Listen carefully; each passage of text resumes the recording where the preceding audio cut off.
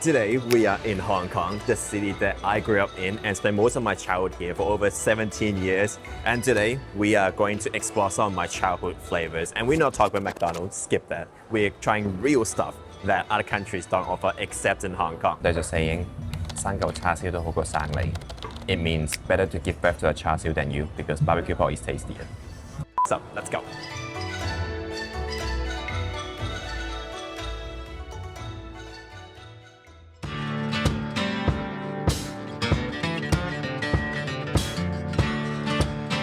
We have come to one of my favorite dining place in Hong Kong, and this is called a Chaan Teng, which in direct translation to English is kind of like a tea and meal place, which is only in Hong Kong. It's a very classic Hong Kong style cafe with very fast pace, usually in very cramped spaces as well. The rhythm here is really fast. They serve food so fast. It's kind of considered, in a way, fast food. Also, they serve breakfast and also afternoon tea, and also some of the most iconic staples of Cantonese food. In Chaan Teng, you'll find it all. So if you ever come to Hong Kong as a tourist, Chaan Teng is the first place you would go. This is the traditional Hong Kong bakery for breakfast. It's called Polo Bao, and you can see inside is a big piece of butter. I just love it so much. It's a perfect combination. I think it's so delicious breakfast for me. So crispy. So good. Very good, very good, very good. In English, it's actually called pineapple bun. A lot of people get confused, like where is the pineapple in the bun? But this is actually just because it shapes like a pineapple in a way, but there's actually no pineapple inside. This is the most iconic Hong Kong breakfast. It's macaroni with chicken broth and with ham. Oh yeah. Hong Kong is actually famous for milk tea. Even before, way before bubble tea, we already have milk tea, just without the bubbles. And also, this one here is called Yun Yang, which is milk tea mixed with coffee. Guys, quick question for you. Guess what this thing is? So this one is actually during busy hours, you would put between the tables. You can see like behind in the background there, someone is using it. So this is actually introduced when COVID hit Hong Kong. So say like you're dining with a complete stranger, you would just put this in the middle. So if you're an introvert in Hong Kong, bad luck for you. You sometimes have to share the table with someone else just across like this.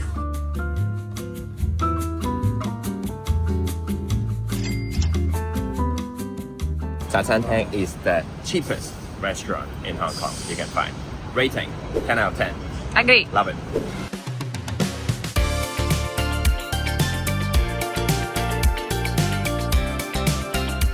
We are now at a Noodle and Congee Cuisine restaurant. So it's a very common type of restaurants in Hong Kong where they serve very traditional handmade noodles and also congee. We're here to eat one of my favorite childhood noodle, 肉絲炒麵. So basically it is pork and mushroom with kind of like a gravy sauce on top of a crispy fried noodle. Yeah, at the start they always ask you what kind of tea you want and they serve this for free. So today we get tea kunyam.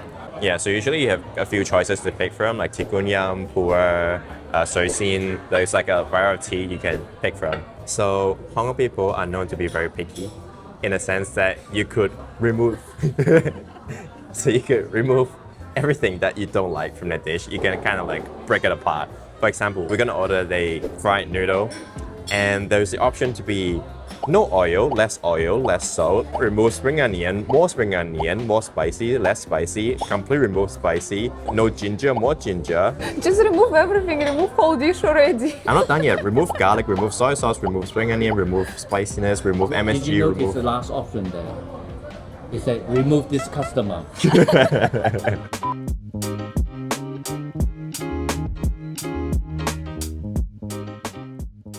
So first up, we have this meat rice dumpling. We call it ham yok zhong in Hong Kong. It's a kind of dish that sometimes we eat at festivals and also at yam cha. So in a sense, it's kind of like an onigiri, but inside with meat. But instead of putting in the fridge, you would steam this, usually wrapped with like either lotus leaves or banana leaves. So inside, usually it has one big salted egg yolk, and also some meat, and also some beans mixed together. So overall, it has this like mash texture that is very filling. And secondly, today we ordered congee, which is very popular at this restaurant in particular. And congee itself, a lot of Hong Kong people like to eat it for breakfast sometimes.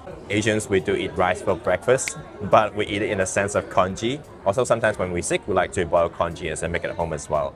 So this one in particular, it is with lean meat and also very special ingredient, that I'm trying to find it. What is this? This one is what they call a 1,000-year egg. I know it's people usually either love it or hate it, but for us growing up in Hong Kong, we are very used to eating this. It's just like a normal egg for us. Wow, so good. Nowhere else congee tastes like the ones in Hong Kong. Now this right here is probably one of my favorite noodle dishes in Hong Kong, if not my favorite. This is the pork with mushroom with gravy on top of crispy noodle. How you define a good crispy noodle is when the crispy noodle is not hard like a stone, but at the same time, it doesn't get soggy after the gravy is poured on top. So this looks like to be a good one because you can see everything is still nice and crispy. Well, I miss this dish so much. It's probably like one dish that I really miss when I was overseas. This reminds me to cup noodle. Don't depreciate like this. Joking. No, this is much tastier than cup noodle. Need to eat when it's really, really crispy. Oh, my favorite noodle. Very good. This is another Hong Kong iconic. Wonton soup. Yes. So wonton in Hong Kong is very popular. If you're not familiar with Hong Kong wontons, they are basically like normal dumplings, but wrapped with very fresh shrimp. So the texture itself should be chewy, but not overcooked. It's very fresh. So this right here is fan chang, ha chang especially. Ha chang means shrimp inside these kind of very thin rice sheets. And usually we would put soy sauce on the side or on top to eat with it. It's funny because if you switch the words around, you say chang, fan. Wait, did I say fan chang just now? So this right here is fan chang. No, Chaan Teng. Okay, chang fan is the right one, but if you say fan chang, sometimes it means assholes. So it can have very different meaning. This is my favorite, honestly. I love it. That is steamed as well, so it's quite healthy. It's literally rice sheets with shrimp and soy sauce. That's it. Only in Hong Kong can have so good chang fan like this. No other countries.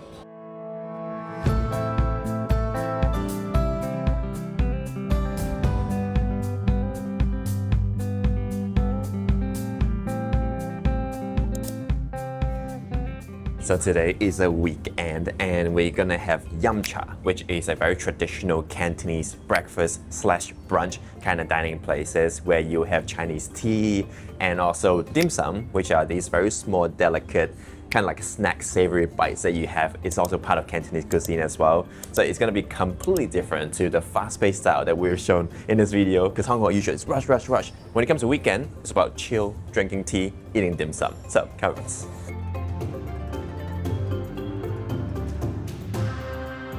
So in any yum cha places, usually you see a massive circular table with one of these glass spinning in the middle. Yum cha is the kind of place where you would share all the food together in a big family or in a group of friends. You don't just have your own plate of food. Everyone would share around across the table. So the first step when you come into a yum cha place, usually the first thing you do is pour some water into your bowl. The reason why is because, not because you're going to drink it, but rather you're going to use it to wash all your plates and bowls. Because for some reason, we always don't believe the hygiene level of yum cha places. We always prefer washing our stuff just to be double check and make sure. See, in here, this is why. Oh, really? Yeah. Really? Yeah. Ew. So like, Ew. so like, this is a perfect example why we do this. Now we understand. It's not just because we are hygiene freaks. So you just, give it a rough wash like this, and then after that, boom, pour into the center bowl like this.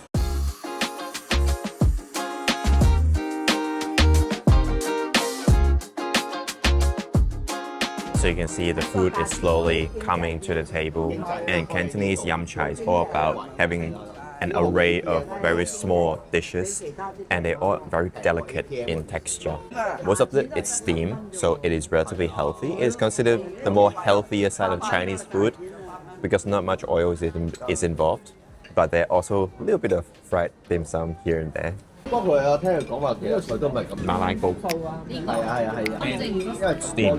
仲可以放俾佢介紹。Yeah, so good of it. Very crispy. Also, you notice everyone gets 2 pairs of chopsticks. So the closest one to you usually is for yourself, and the one outside is for outside.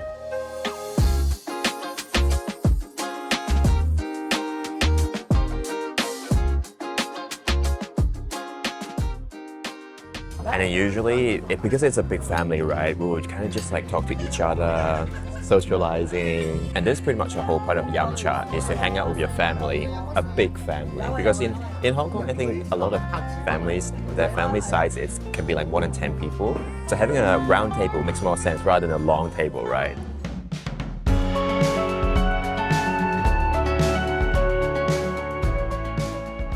As you guys would know, Elaine and I travel a lot, and over the years of traveling, we realized that the best gear is not just looking good, but it also has to be practical and it doesn't take up a lot of space in your luggage. And that's why we've been absolutely loving Moths, because they make minimalistic, origami-inspired accessories that makes traveling and filming a lot easier. Our personal favorite is a Snap Phone Tripod Wallet, not only because it can hold 2 cards in your wallet, which is perfect for quick tap and go moments at train stations, but also you can completely forget about heavy tripods just because they snap right at the back of your phone like this, and it's so easy for filming. And it also comes with 3 different creative modes. First of all, it's a stand mode, which is perfect for low angle shots and if you ever have to film yourself hands-free. So secondly, it's the floating mode, which is probably the most versatile one out of all of them. You can get more dynamic angles even for macro style shots, for time-lapse, or just popping your phone up anywhere. You can get really creative with it. And third, we've got the vlogging mode, which allows you to vlog like we usually do. And this thing here is magnetic, means you can mount it on any metal surface if you need it. And if you just want a simple card holder, they also have the trackable snap-on phone stand and wallet, which is compatible with Apple's Find My system. You can set a custom name, literally track it on your phone, and play the sound alert to locate it quickly so you're never losing your wallet again.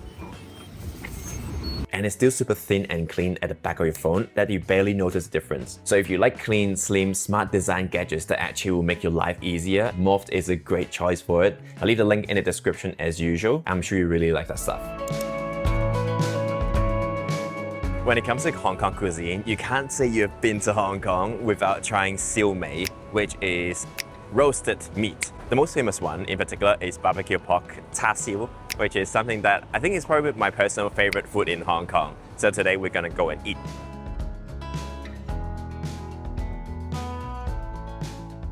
How you know it's a really good roast place is when you see all the roast meat hanging on a glass display like this. So on the right side, that's a roast goose. In the middle, that's crispy pork belly. And then after that, that's chicken. And then on the left is soy chicken. And so good because this place also, they give us free soup, big bowl of rice, and the roast meat. So today, I ordered the barbecue pork with soy sauce chicken.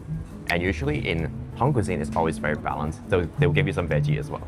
And for me, I ordered the barbecue pork, of course, because in Hong Kong it's so damn delicious and it's not typical way. It's really sweet and like so thin and then nice. And also this place is famous for goose. I personally don't really eat goose much, but it looks really good, so I trust them. Nice, looks so good. This is so good. Oh, barbecue pork looks so good too. Looks so tender.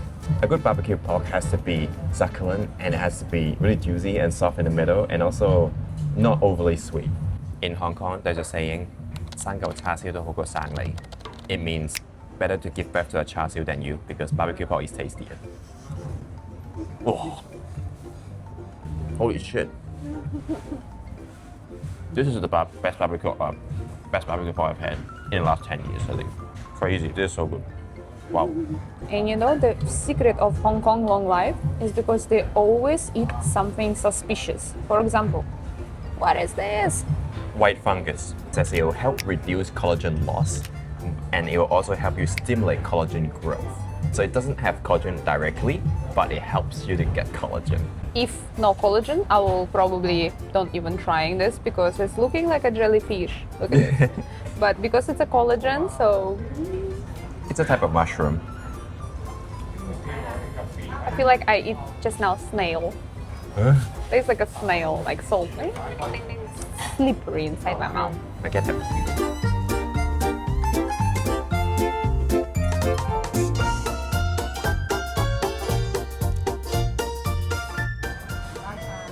Your side. Right. So total damage. 147 Hong Kong dollars, which means 18 US dollar for 2 people. It's $9 per person. Crazy. In Hong Kong, you can eat very cheap. You can also eat very expensive. But these are the kind of meals that everyday locals eat, and I would love to come here every day.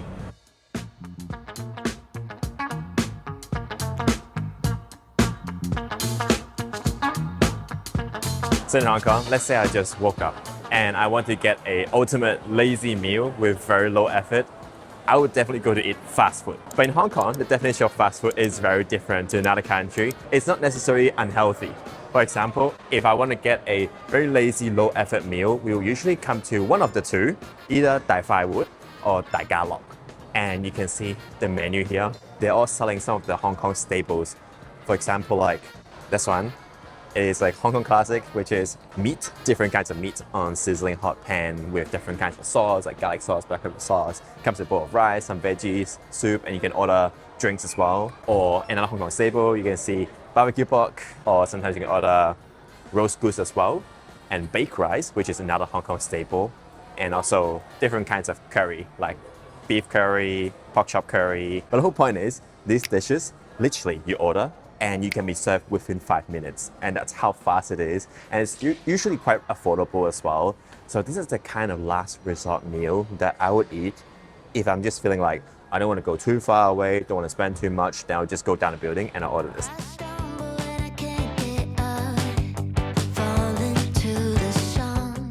If you've lived in Hong Kong long enough, you know that not all fish balls are made the same. They can be completely different tier. There's like a low-level, mass-produced, low-tier fish balls. But then there's also god-tier fish balls that I grew up eating, which is this place. Very famous for its freshly made, handmade fish balls every single day with that bouncy texture. So let's head in. So because the turnover in the Chaan Teng is very fast, so we met to sit in a small table like this, and it can be shared across 6 people, so 3 in a group, and this is kind of like a display separating from your other group. For foreigners, usually it's very strange feeling that you're sharing tables with random strangers. But in Hong Kong, everything has to be fast-paced, efficient. So this time we ordered something called yin yang with 6 different kinds of ingredients inside. So there's the fish cake slices, there is the cuttlefish balls, there's a fish ball, there's a beef ball, there's different beef brisket as well, and that's a tendon, and that's wonton. Still as good as I remember. Like looking so but really healthy. It's a collagen. Beef tendon. Good for skin. Not bad. Ooh. And another one is a fish ball. Fun fact, Justin always call me fish ball. In his contact, I'm always fish ball. So this is his favorite dish.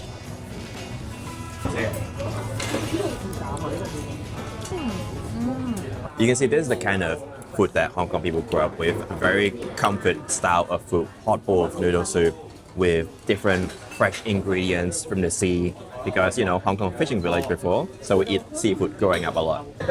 They bring milk tea, they just put here like all milk tea just come out around. Crazy service. Are you enjoying service in Hong Kong? It's a coffee fountain. This is when you know the food is good. The service is bad, food is good. Yes, that's why in Hong Kong, every restaurant and cafe, there is a review like 2.1, 3.1, like this so low review. But the food is really good.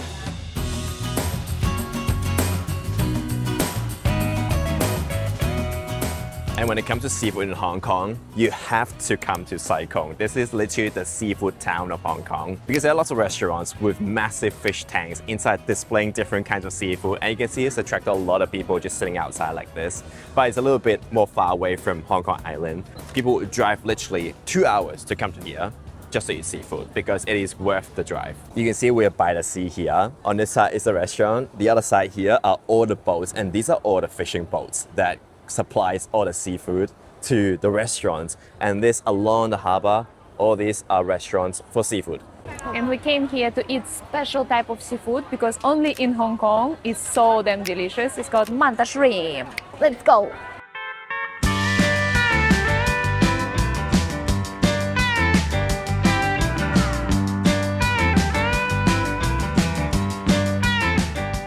You can also see in front of every restaurant, there is usually a massive fish tank like this.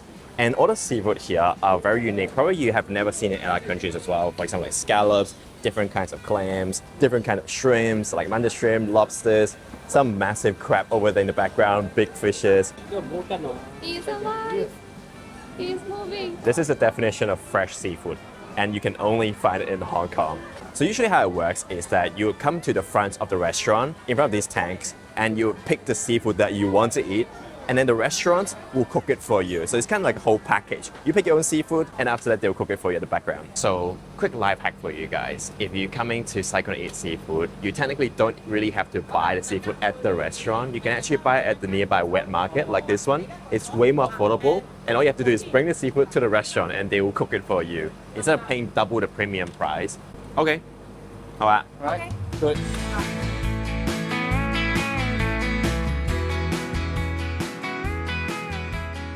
So just now we paid at a wet market, and now the people at the wet market is going to bring the seafood directly to the restaurant that we're going to go today.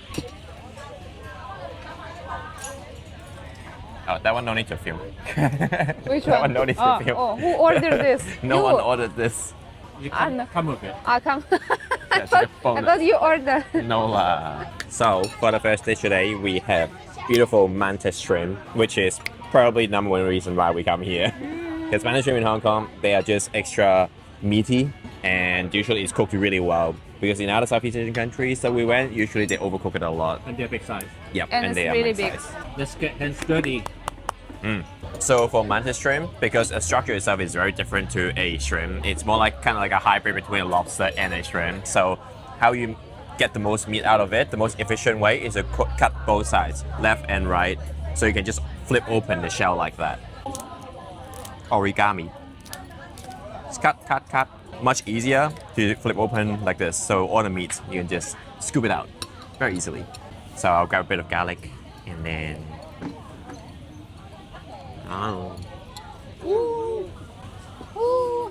If you're not gonna eat, I'm gonna eat yours too. No, I'm gonna eat. Oh my god.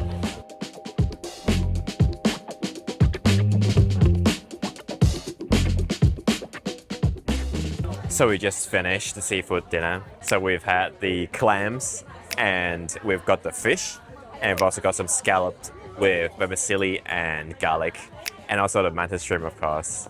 Very delicious, very satisfying. I think this is like the highlight when coming to Hong Kong every time, is to eat seafood, because Hong Kong people knows how to cook seafood. You know, in Hong Kong, we have a tradition. After dinner, we like to grab dessert. But it's not like Western dessert, you know, not like tiramisu or anything, but we get actually Chinese dessert. So usually when you go to a Western dessert place, it's usually straight up sweet and diabetes, right? But in Cantonese dessert places, usually it has a lot of health benefits. For example, my father, he ordered cashew and peanut sweet soup with black glutinous rice. You can see that it's like packed Because with I'm old. Chinese ingredients. Like that, it's like really healthy. Really healthy. And then obviously, mine was probably an exception because I've got ice cream with mango, with sago. As for Alina, he got a Chinese classic dessert. Oh, she got a Chinese classic dessert, which is tongyun. And I believe inside it is peanut paste, but it can also be sesame paste. And it's also very healthy because if you actually drink the ginger soup here, it is good for your throat and it helps kill bacteria, as Cantonese believe. So yeah, this is pretty much everything I grew up eating. Every time when I'm away from Hong Kong, these are the food that I'm always dying to come back for. I hope this episode made you guys hungry, and if you ever come visit my hometown, make sure to add some of these to your list. As usual, take care, stay safe, and we'll see you in the next one.